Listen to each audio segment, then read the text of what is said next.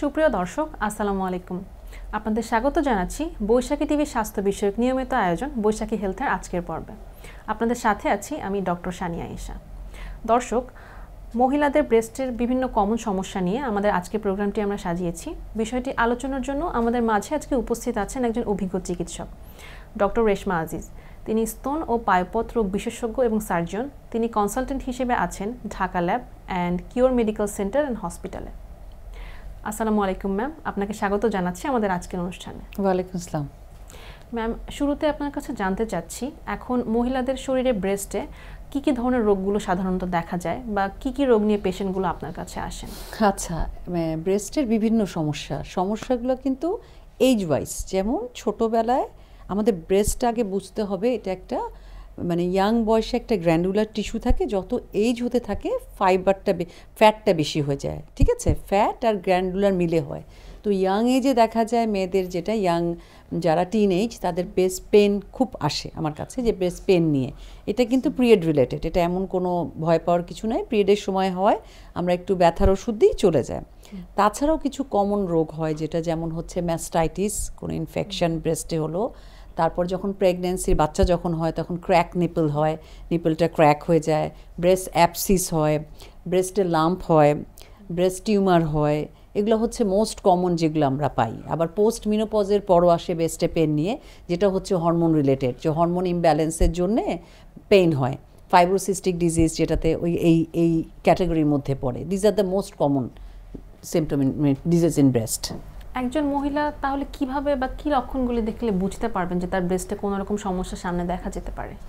আচ্ছা, এটা হচ্ছে খুব সহজ, কিন্তু খুব সহজে ঘরে বসে, যেটাকে বলে সেলফ এক্সামিনেশন ব্রেস্ট। এটা স্টার্ট হয় 20 বছর থেকেই স্টার্ট করবে প্রতিটা মেয়ে, মহিলা, বা এটা প্রতি মাসে নিজে নিজে ব্রেস্টের সেলফ এক্সামিনেশন যেটা বলি, যেটাতে ডায়াগনোসিস হয়, এটা জানতে হবে যে সেলফ এক্সামিনেশনটা কী।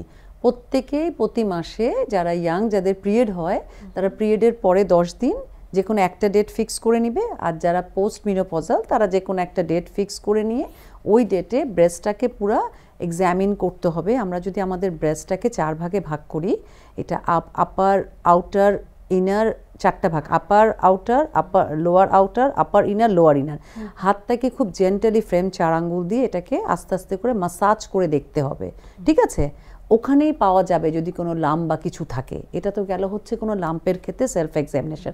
ইভেন এতেও কোনো যদি নিপল ডিসচার্জ হয় বা নিপলের কালার চেঞ্জ হয় বা যাই কিছু হচ্ছে, সেলফ এক্সামিনেশনে জানা যাবে। নট অনলি ব্রেস্টের সাথে সাথে 2টা বগলও অবশ্যই এক্সামিন করতে হবে, এভাবে 4 আঙ্গুল দিয়ে। তখন ওখানে সেলফ এক্সামিনেশন করলে যে কেউ ঘরে বসেই জানতে পারবে যে ব্রেস্টে কোনো সমস্যা আছে নাকি। জি ম্যাম, সেক্ষেত্রে সেলফ এক্সামিনেশনের পরে একজন উইমেন যখন দেখলেন যে তার কিছু লক্ষণ মনে হচ্ছে বা কিছু নাই পেল, সেক্ষেত্রে পরবর্তীতে ডক্টরের কাছে যে কী কী চেক আপ করানোর প্রয়োজন আছে? আচ্ছা, যদি কিছু না পেলো, আগে ওটা বলি, কিছু যদি না পেলো, এই যদি 25 হয়ে যায় বা 20-র উপরে হয়, তাহলে রেগুলারলি চেক আপ করাতে হবে। আমরা 35-এর নিচে, 40-র নিচে রেগুলারলি বোথ ব্রেস্ট আল্ট্রাসাউন্ডও করাই, অ্যান্ড সাথে এক্সিলা সহ এটা করতে হবে। এতে তো মোটামুটি রেগুলার, যেটা স্ক্রিনিং, রেগুলার চেক আপ বলে। আর 40-র পরে হচ্ছে মেমোগ্রাফিতেও চলে আসবে যে ব্রেস্টে কিছু আছে নাকি। তারপর যদি কোনো কিছু পাই, তারপর আমাদের নেক্সট ট্রিটমেন্ট। তাছাড়া প্রতি বছর রেগুলারলি ব্রেস্ট চেক আপ করাতে হবে। জি ম্যাম, সেক্ষেত্রে ট্রিটমেন্ট অপশনগুলি কী কী আছে, বা ব্রেস্টের যে বিভিন্ন রোগগুলি সম্পর্কে আমরা জানলাম, কী কী ধরনের প্রতিকার আমরা?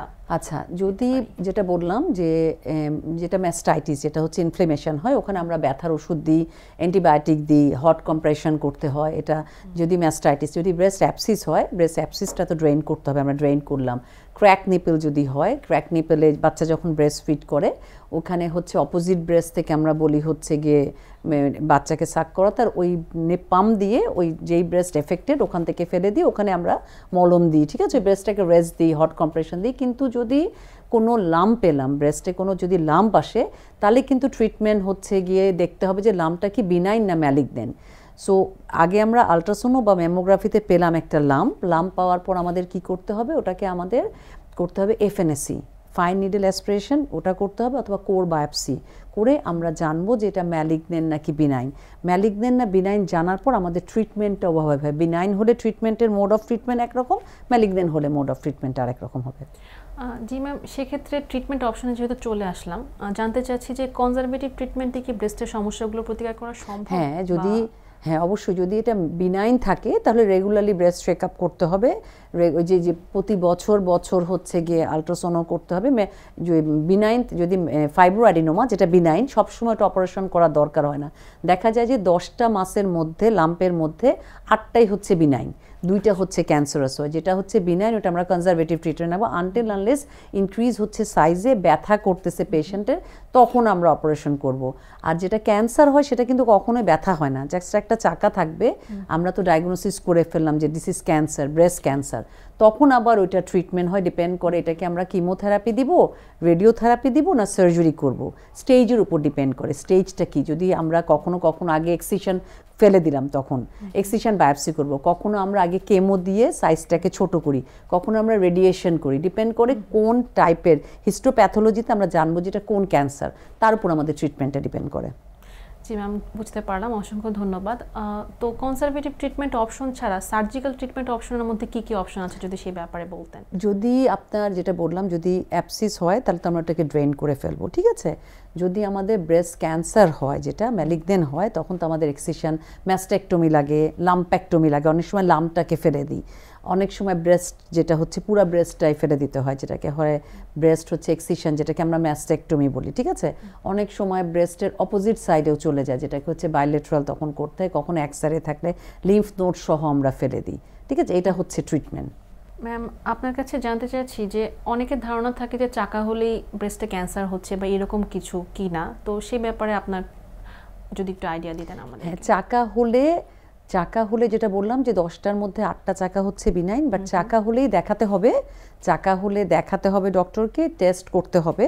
আর আমরা যেটা যে ডায়াগনস্টিক টুলস আমাদের আছে ওটা দিয়ে আমরা জানবো যে হচ্ছে গিয়ে এটা ম্যালিগনেন্ট না বিনাইন, ওভাবে আমরা ট্রিটমেন্ট করব, ট্রিটমেন্ট অপশন আমরা ডিসাইড করতে পারব। এক্স্যাক্টলি।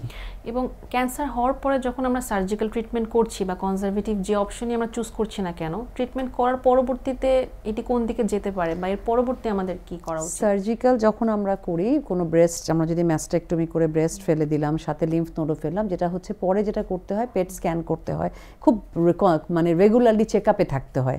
রেগুলার কিছু ক্যান্সার মার্কার আছে ওগুলা করতে হয়, তারপর আমাদের এমআরআই করতে হয়, বোনে কোথাও যদি ছড়িয়েছে কিনা, পেট স্ক্যান করতে হয়, এগুলা করে জানা যায় যে এটা কি পুরাটুকুন ঠিক হয়ে গিয়েছে কি না। যদি পুরাটুকুন ঠিক না হয় তখন আমরা কেমোথেরাপি দিই, যে কেমোথেরাপি, রেডিওথেরাপি ফলো। আর যদি দেখা যায় যে না কোথাও ছড়ায়নি, ওখানেই ছিল, ব্রেস্টটা রিমুভ করার পর ঠিক হয়ে গেছে, তখন আর লাগে না, কিন্তু রেগুলারলি প্রতি বছর আপনাকে পেট স্ক্যান করতে হবে।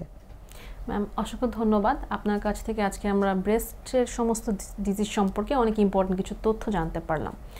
আমরা চলে এসেছি অনুষ্ঠানের একদম শেষ পর্যায়ে, যদি দর্শকদের উদ্দেশ্যে সার্বিকভাবে আপনার কিছু বলার থাকে। দর্শকদের উদ্দেশ্যে এটাই বলবো যে সব মেয়েদের জন্যে যে আপনারা প্রতি মাসে একবার করে ব্রেস্ট চেক আপ করবেন, নিজেরা সেলফ এক্সামিনেশন। যদি যখনই কোনো কিছু চাকা পান, কোনো ডিসচার্জ হয়, পেন হয়, তখনই আপনি ব্রেস্ট সার্জনের কাছে চলে যাবেন। লুকানোর বা ভয় পাওয়ার কিছু নাই, ট্রিটমেন্ট অনেক মডিফাই হয়ে গেছে, ট্রিটমেন্ট করে আপনি ঠিক হয়ে যাবেন। Prevention is better then cure, আমি সবসময় বলি। সো লুকানো যাবে না, যত তাড়াতাড়ি সম্ভব ডক্টরের কাছে যেতে হবে। ধন্যবাদ ম্যাম। আপনাকে ধন্যবাদ। দর্শক, আপনাদের অসংখ্য ধন্যবাদ এতক্ষণ আমাদের সাথে থাকার জন্য। আশা করছি আমাদের আজকের প্রোগ্রামটা আপনাদের ভালো লেগেছে এবং ব্রেস্টের বিভিন্ন ডিজিজ সম্পর্কে আপনারা গুরুত্বপূর্ণ কিছু তথ্য জানতে পেরেছেন। দেখা হবে আগামী পর্বে, ততদিন ভালো থাকবেন, সুস্থ থাকবেন এবং বৈশাখী টিভির সাথেই থাকবেন।